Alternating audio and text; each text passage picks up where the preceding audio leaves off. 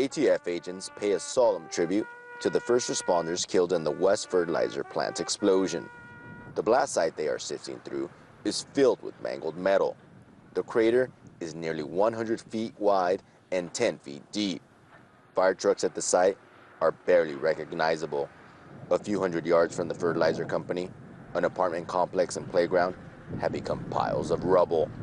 Many of the streets which are closest to the fertilizer plant are still off limits. However, we are starting to get a better picture of the damage which was caused. If you look behind me, that's the actual plant where the fire started. You can see major damage to some tanks. Just to give you an idea of how potentially deadly this could have been, just to this other side is the West Intermediate School. Now, school was not in session at the time of the explosion, and residents of this small town are very grateful for that. Had the children been there, this would have been a much deadlier tragedy. A blue tarp is covering a rail car, which contained the potentially explosive ammonium nitrate. However, investigators say it was not the source of the initial explosion.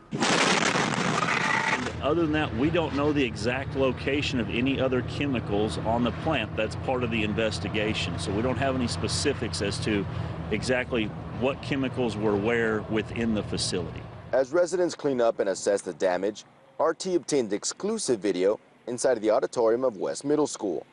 The ceiling is collapsed and the building has been sealed off because it is not structurally safe. Outside, shattered windows give the brick schoolhouse a haunting feel. A lot of people in this community are heroes. Pete Arias lives about a half-mile from the plant. At the time of the explosion, he was at home with his wife and his 8-year-old son Samuel. You know, when I first came out, it was total chaos. I mean, people just running and screaming and hollering, you know, running into the streets, coming out their homes. People just shocked. His house suffered major damage, but he thanks God his family didn't get hurt. We have a dining room table that was here. I was sitting up against the wall, so when the explosion exploded, it shot straight across the wall over here. My wife was in the restroom at the time. Arias is eternally grateful for the firefighters who responded to the fire at the West Fertilizer plant, not knowing that it would be their final call.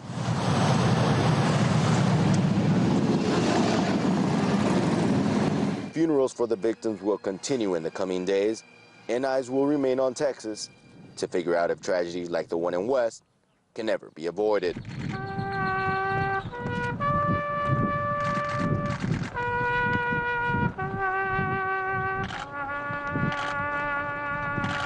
In West Texas, Ramon Galindo, RT.